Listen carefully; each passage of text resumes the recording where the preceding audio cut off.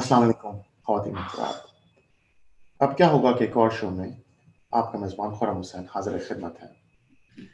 आज के शो का मौज़ू बहस एक और बार फिर अमरीकी सियासत पे पाकिस्तान के असरात।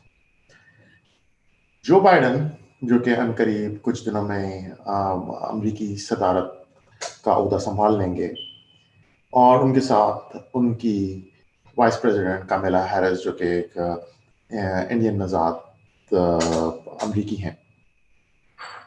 इन जो बाइडन के संभालने के बाद सदारत को पाकिस्तान पे और इस खत्ते की सियासत पे पाकिस्तान क्या असरात होंगे और जो बाइडन के एडमिनिस्ट्रेशन की क्या पॉलिसी होंगी।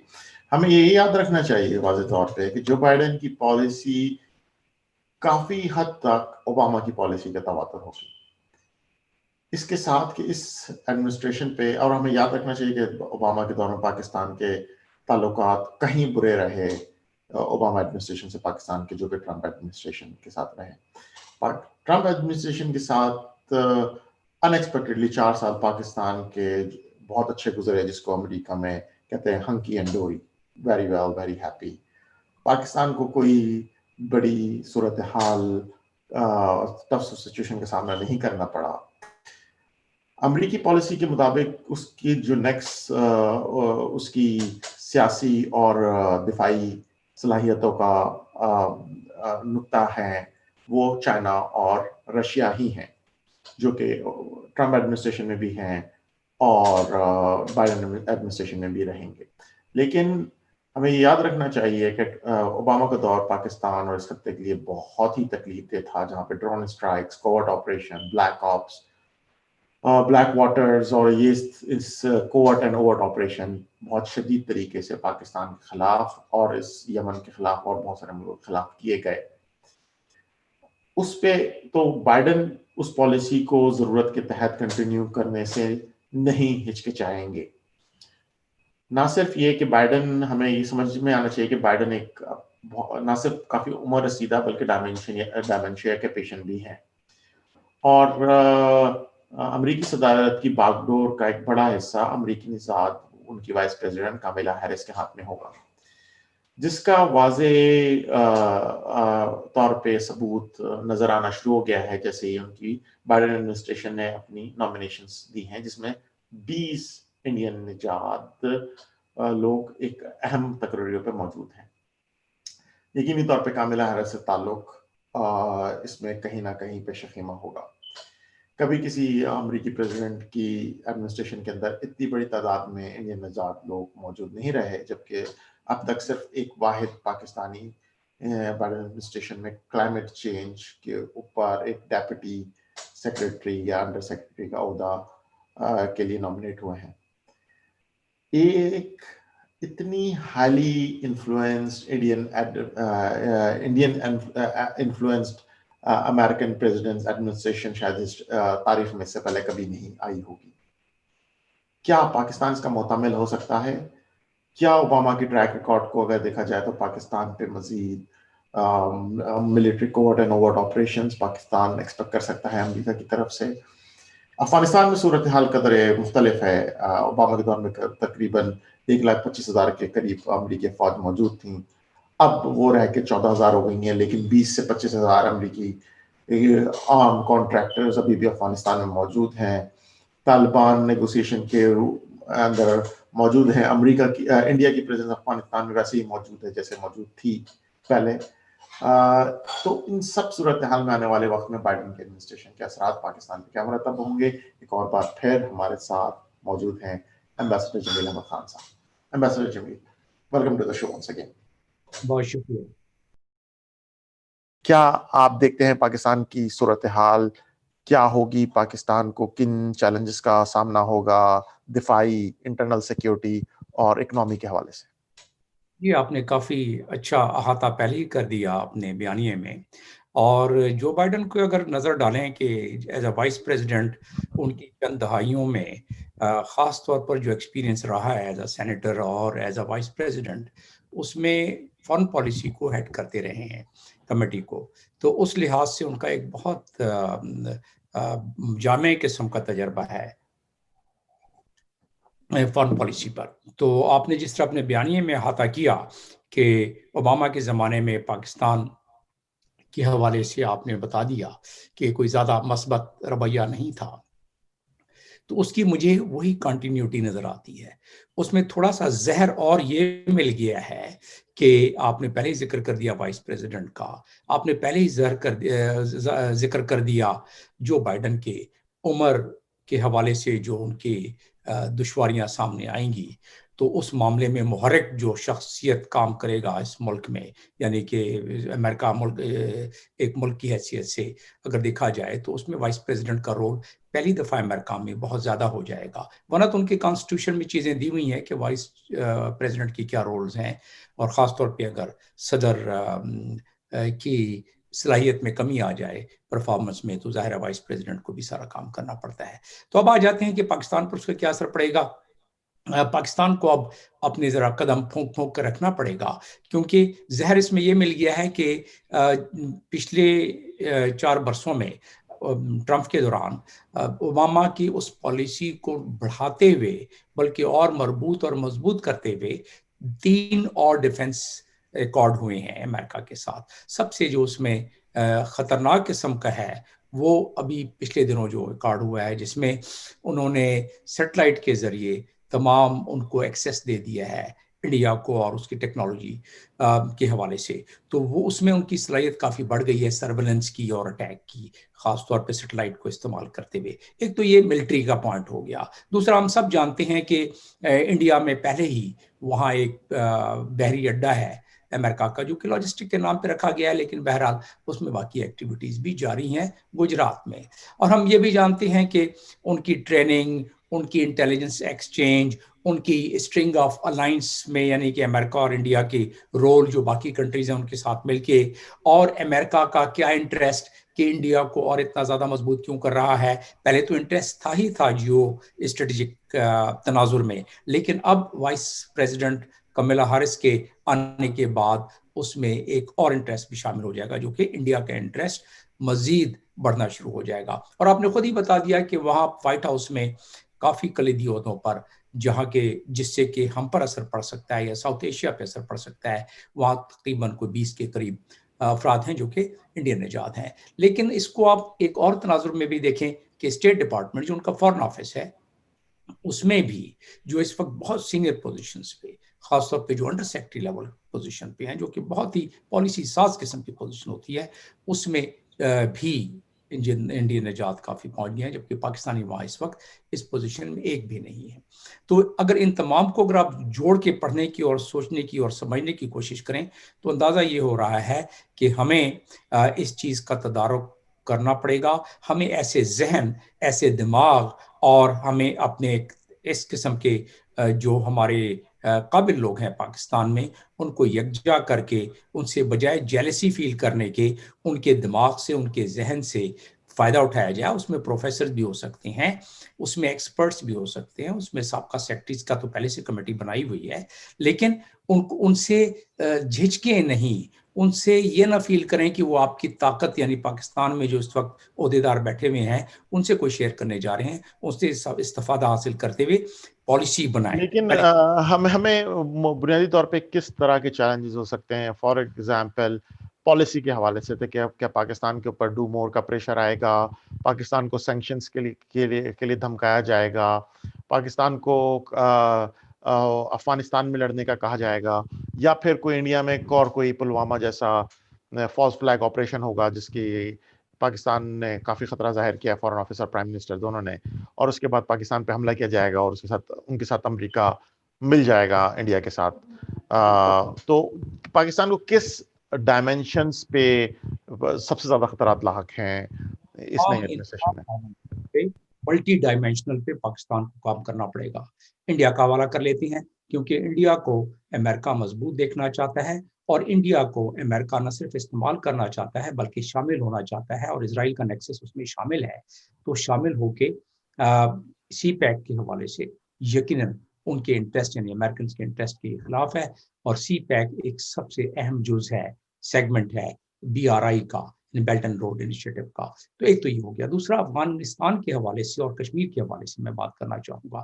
اس سے پہلے کہ میں افغانستان اور کشمیر کے حوالے سے کچھ نکات پیش کروں, میں یہ بتانا چاہتا ہوں کہ اس 4 سالوں میں فارن آفس کو ہمارے, اور خاص طور پہ ہمارے جو اس وقت اہل دانش اور اہل علم جو فارن پالیسی پر نظر رکھتے ہیں اور سمجھتے ہیں اور جانتے ہیں اور اس کو پرکھتے ہیں اور اس کو پرکھا ہوا ہے, اور جو اس کے بارے میں مشورہ دے سکتے ہیں, ان سے ضرور مشورہ لیا جائے کہ آئندہ 4 سالوں میں میں یہ دیکھ رہا ہوں کہ انڈیا کو سیکورٹی کونسل کا پرماننٹ ممبر بنا دیا جائے گا امریکہ کی لابنگ کے حوالے سے. نمبر 1. نمبر 2, آپ نے دیکھا ہوگا 2008 میں امریکہ نے جو انڈیا کے ساتھ ایک خاص سول نیوکلیئر ایگریمنٹ کیا تھا, جس کے بعد ایک ان کے دروازے کھل گئے جو پاکستان کے انٹرسٹ کے بالکل خلاف ہے. اور اس کے علاوہ جو اگر آپ دیکھا جائے تو افغانستان کے حوالے سے اگر آپ بات کرتے ہیں تو افغانستان میں انڈیا کا اثر مزید بڑھنا شروع ہو جائے گا, کیونکہ آپ نے ابھی ذکر کر ہی دیا وائس پریزیڈنٹ کے حوالے سے اور ایک کنسسٹنسی پالیسی کی. تیسری اسی چیز میں اگر ایک اور چیز جوڑ لی جائے کہ جو ان کے پریزیڈنٹ ہیں اشرف غنی افغانستان کے, ان کے انٹرسٹ میں ہے کہ کسی نہ کسی طرح یہ کانفلکٹ کچھ ڈیلے ہو جائے ریزالو ہونے میں یا بڑھ جائے, تاکہ ان کی صدارت قائم رہے اور جو ان کے ساتھ پورا ایک ٹیم ہے ان کے موج میلے جاری رہیں.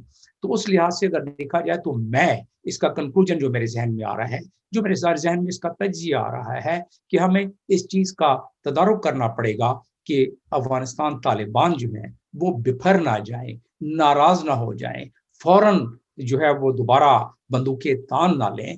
تھوڑا سا صبر اور ٹالرنس کرنا پڑے گا, اور یہی وہ چاہتا ہے. کیا آپ سمجھتے ہیں کہ جو ٹرمپ ایڈمنسٹریشن نے طالبان کے ساتھ ایگریمنٹ کیا ہے, بائیڈن اس کو قائم رکھیں گے, اس کو توڑ نہیں دیں گے یا اس کی خلاف ورزی نہیں کریں گے؟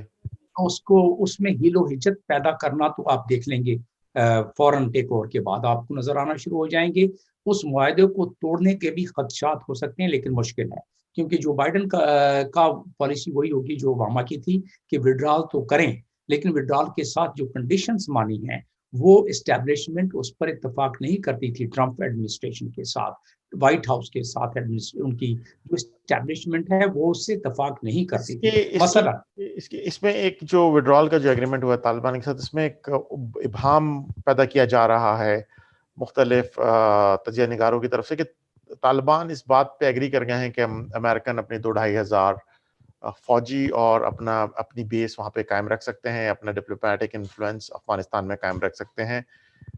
کیا اس بات میں, اور اپنے کانٹریکٹر جو 20-25 ہزار کانٹریکٹرز بلیک واٹر اور ڈفرینٹ آرگنائزیشن کے وہاں پہ موجود ہیں, وہ بھی وہاں پہ موجود رکھ سکتے ہیں جو کہ مختلف ٹیررسٹ اور کوارٹ ایکٹیویٹیز میں ملوث ہیں, مسلح کانٹریکٹرز ہیں وہ ڈیفنس کانٹریکٹرز. طالبان ظاہراً تو اس بات پر اتفاق نہیں کر سکتے, باطناً ان کو پتہ ہے کہ یہ چیزیں ساری ہو رہی ہیں. جو ایگریمنٹ ہے اس کے حوالے سے میں آپ کو اس پہ وضاحت کر دیتا ہوں. ایگریمنٹ کے مطابق 22 فیبروری 2020 5,000 سے زیادہ فورس نہیں ہونی چاہیے وہاں 2021 which is 2 months away, اور اس کے بعد چند مہینوں کے بعد اس پہ ان کو 0 پر لانا پڑے گا. لیکن جو ان کا اور اس میں ان یونیفارم کی بات ہو رہی ہے, اس میں ڈیفنس کانٹریکٹرز کی بات نہیں ہو رہی جو کہ 20-25 ہزار ابھی بھی موجود ہیں. ڈیفنس کانٹریکٹ کا ذکر نہیں ہے اس میں جو ایگریمنٹ ہوا ہے.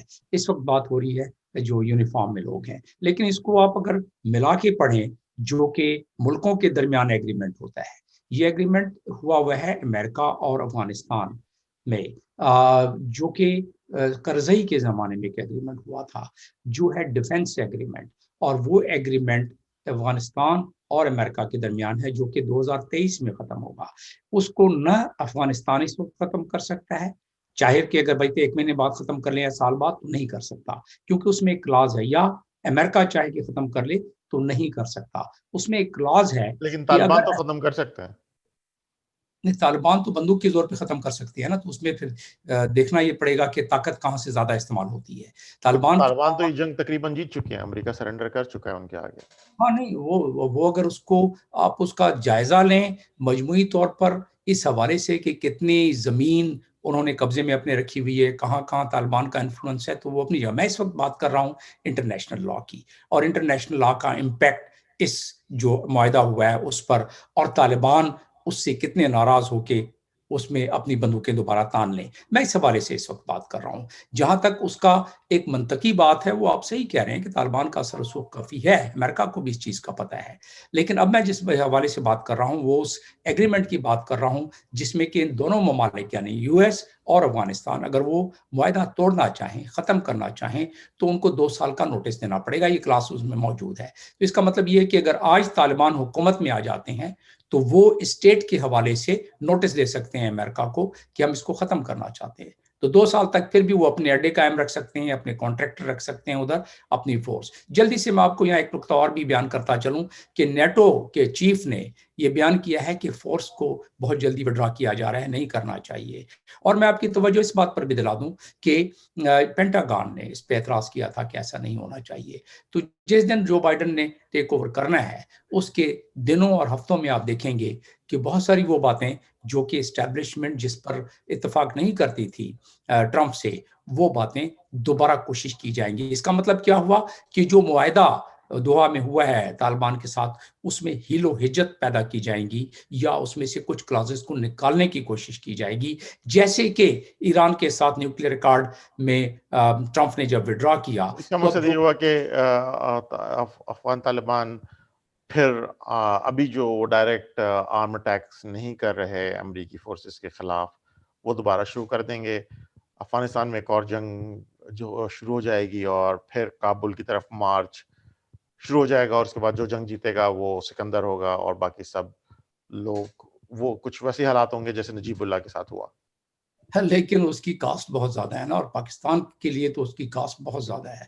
جب وہ نجیب اللہ کی آپ بات کر رہے ہیں اور وہ سول وار شروع ہوئی تو پاکستان ابھی تک بھگت رہا ہے اس کو، 30 لاکھ افغان ریفیوجیز کو اور بہت سارے معاملات. تو ہم اسی کی تو بات کر رہے ہیں اس وقت کہ تو کیا آپ پاکستان. سمجھتے ہیں کہ وہ جو 10-11 ہزار کی امریکی فوج موجود ہے افغانستان میں، اس کو بائی فورس طالبان اتنے قوی ہیں کہ نکال سکتے ہیں؟ امریکہ کی اگر آپ ایئر پاور کو دیکھیں تو یہ ممکن نہیں ہے. اور آف کورس گراؤنڈ میں اگر 11,000 فورس ہے اور اس کے بعد جب چاہیں وہ اس کو بڑھا سکتے ہیں، جب چاہیں کم کر سکتے ہیں. تو اس لحاظ سے اس کے لیے کاسٹ بڑی ہیوی ہے. گوریلا وارفیئر پہ کوئی نہیں جیت سکتا طالبان سے. وہ طالبان نے ثابت کر دیا ہے کہ وہ وہی ٹف ٹائم دیتے رہیں گے اور یہ اہداف حاصل نہیں ہوں گے. تو ایک تو بات یہ ہو گئی ایگریمنٹ کے حوالے سے. دوسری بات ہو گئی کہ اگر آپ ایک کلاس توڑیں گے طالبان اور امریکہ کا تو باقی کلاس کے طالبان مورلی اور لیگلی بائنڈ نہیں ہوں گے کہ اس کو فالو کریں، تو وہ جا کے دوبارہ اپنے ہتھیار اٹھا سکتے ہیں. تو ہمارے لیے اس میں اب اصل جو نقطہ ہے، بنیادی طور پہ طالبان نے ہتھیار ابھی تک نہیں ڈالے ہیں، بس وہ کچھ انہوں نے اپنے آپریشنز کو سلو ڈاؤن کیا ہوا ہے. وہ اس کو دوبارہ مکمل طور پہ فل اسکیل پہ لے جا سکتے ہیں. وہ بھی اسی کا شاخسانہ ہے معاہدے کا. معاہدے میں یہ ہے کہ جب ان کا پورا افغان گورنمنٹ سے وہ لڑ رہے ہیں، اب امریکن ٹروپ سے نہیں لڑ رہے ہیں اس معاہدے کے بعد، اب صرف افغان گورنمنٹ اور افغان فورسز سے لڑ رہے ہیں. چلے میں جلدی سے دوسری بات مکمل کر لوں جو کہ اس میں دوبارہ اتنی ہی اہمیت کی حامل ہے کہ یہ جب سلسلہ شروع ہو گیا تو پاکستان پر پریشر کیا آئے گا. مطلب اس میں کوئی راکٹ سائنس نہیں ہے کہ ہم پر پہلے کیا الزامات تھے اور ہم پر پھر دوبارہ پریشر آئے گا ڈو مور کا. اس کے لیے ہمیں ابھی سے اپنے تمام ڈائمنشن سے ملٹی ڈائمنشن ڈپلومیسی اور ملٹی لیٹر ڈپلومیسی کو پہلے سے مضبوط کر کے رکھنا چاہیے کہ ہم اس کا جواب دے سکیں. آپ کو یاد ہوگا کہ ٹرمپ بھی جب شروع میں 1 جنوری کو جو بیان انہوں نے دیا تھا 2017 کی 1 جنوری کو اور 2016 میں یا 17 میں، تو آپ نے دیکھا کہ کتنا زہر آلود بیان دیا تھا کہ پاکستان جو ہے مکاری کرتا ہے، ہمارے پیسے کھا جاتا ہے اور پاکستان جو ہے ہمارا ساتھ نہیں دیتا ہے. اس کے بعد آہستہ آہستہ پاکستان نے کافی کام کیا، ہمارے اداروں نے کام کیا اور اس کے بعد چیزوں کا رخ موڑنا شروع ہو گیا. تو چیزیں اتنی مشکل بھی نہیں ہیں، لیکن اس کی ایڈوانس پلاننگ کتنی ہوئی ہے فارن آفس میں. میں جتنا فارن آفس کو جانتا ہوں اتنی 360 ڈگری کا احاطہ کرتے ہوئے پالیسی بنانا ذرا مشکل ہو جاتا ہے. اگر میں اس کو تھوڑا سا سمرائز کروں آخر کی طرف لے جاتے ہوئے، تو انڈین ایڈمنسٹریشن کا انفلوئنس بہت شدید ہوگا، انڈین لابی کا انفلوئنس بہت شدید ہوگا بائیڈن ایڈمنسٹریشن پر، کاملا ہیرس کا انفلوئنس ہوگا. لیکن ٹرمپ نے بھی آتے ہی پاکستان کے خلاف ایک بہت سخت موقف اپنایا تھا، لیکن جب اس کو گراؤنڈ ریئلٹیز کا احاطہ ہوا تو وہ حقیقت کے لیول پہ آ گیا. تو آپ کا کہنا یہ ہے کہ وہاں سے جو بھی ہو پاکستان کی جیو پولیٹیکل سچویشن اور پاکستان کی اداروں کی جو صلاحیتیں ہیں اس کے تحت جو افغانستان میں جو مسائل ہیں پاکستان پہ اس کا اتنا کنٹرول ہے کہ مجبوراً امریکہ کو پاکستان کی بات ماننی پڑے گی کیونکہ اس کو پاکستان کی ضرورت رہے گی. ضروری نہیں ہے، کیونکہ پاکستان پہ پریشر اتنا پڑے گا، اس پریشر کے بعد پاکستان کو پہ کتنی کاسٹ اس کی آئے گی، اور خاص طور پہ ایسے پراہے میں جبکہ ہمارے سیاستدان جو ہیں وہ کافی الجھے ہوئے ہیں اس وقت، اور بجائے یہ کہ اس قسم کے نیشنل نکات پر کٹھے ہو کر کوئی سر جوڑ کر آگے چلیں، وہ بھی نہیں ہو رہا ہے. تو اس حوالے سے دیکھا جائے تو ڈو مور والی بات جب آتی ہے تو آپ نے اپنے بیانیے میں بتایا تھا کہ سینکشنز، میں یو این او میں کافی عرصہ میں نے 10 سال کام کیا ہے، میں نے سینکشنز کے محرکات دیکھے ہیں کہ کیا ہوتے ہیں. میں ذرا کافی بات کر رہا ہوں، ذرا دور رس بات کر رہا ہوں تاکہ ہم اس کا احاطہ کر سکیں اور اس کا اعادہ کر سکیں. وہ یہ ہے کہ ہمیں ابھی سے تیاری کرنی پڑے گی. انڈیا، اسرائیل اور باقی جو اس وقت ہمارے بھائی بھی ہیں، عرب بھائی، وہ بھی کوئی اس میں وہ جب ہماری مخالفت ہوگی یو ایس، انڈیا اور اسرائیل کے نیکسس کے بعد، تو ہمیں اس معاملے میں سنبھلنے میں دشواری ہو جائے گی. لہٰذا ہم دیکھیں گے کہ جب ڈومور کی بات آتی ہے تو ادھر سے کشمیر کے حوالے سے انڈیا اپنا راگ الاپنا شروع کر دے گا کہ جی ہمارے طرف بھی در اندازی ہوئی ہے. تو پھر آپ نے لیکن اس کشمیر کے حوالے سے بائیڈن کا الیکشن کیمپین کے دوران موقف بڑا مختلف رہا ہے، اور بائیڈن نے آرٹیکل 370 کو ریسٹور کرنے کا مطالبہ کیا ہے، اور ان کو پہ جو کرفیو نافذ ہوا ہے اور بنیادی حقوق کو پامال کیا جا رہا ہے، اس کے خاتمے کا بھی واضح طور پہ اندیا دیا ہے اپنی کیمپین کے دوران. تو کیا کشمیر کے حوالے سے انڈیا کی پالیسی مشکل میں نہیں پڑ جائے گی؟ وقت کی قلت ہوتے ہوئے آپ کے پاس میں اتنا ہی کہوں گا کہ یہ خوش فہمی ہے ہمیں. جو بائیڈن ہیومن رائٹ کے حوالے سے اس نے بات کی، بالکل، اور ہیومن رائٹ پہ ہی زیادہ فوکس ہوتا ہے ڈیموکریٹس کا، اور ہیومن رائٹ کے حوالے سے وہ بیان بازی کی حد تک کافی ٹھیک رہے گا. لیکن کیونکہ کمیلا ہارس بھی ادھر ہے اور باقی جو ان کے اس وقت ربط ضبط اداروں کے درمیان ہے انڈیا اور یو ایس کے، اس لحاظ سے میں کوئی زیادہ تبدیلی دیکھ نہیں رہا ہوں. On the scale of 1 to 10 Pakistan کو کتنا خطرہ ہے کہ کسی قسم کی سینکشنز فیس کر سکتا ہے بائیڈن ایڈمنسٹریشن میں امریکہ کی طرف سے؟ سینکشن بہت دور ہے، لیکن پاکستان جو ہے وہ فالس فلیگ آپریشن کے لیے بالکل تیار ہے. ایک دفعہ نہیں 10 دفعہ کہا ہے پرائم منسٹر نے بھی اور باقی ہمارے سربراہوں نے بھی اداروں کے. تو لہٰذا اس کے لیے پاکستان تیار بھی ہے اور دنیا اس کو کیلکولیٹ بھی کر رہی ہے کہ اگر ایسا ہوا تو پھر کیا ہوگا. جی چلیں، واضح طور پر آنے والا وقت پاکستان کے لیے بائیڈن ایڈمنسٹریشن میں سفارتی تعلقات کو برقرار رکھنے کے لیے اور امریکہ کی غضبناک سینکشن پالیسی اور انڈین لابی کی سازشوں سے بچنے کے لیے تیار رہنا پڑے گا. اس اندیے کے ساتھ اب کیا ہوگا کہ اس شو میں آپ کا میزبان خرم حسین اور ہمارے سینئر تجزیہ نگار جمیل احمد خان صاحب کے ساتھ اجازت چاہتا ہے. بہت بہت شکریہ.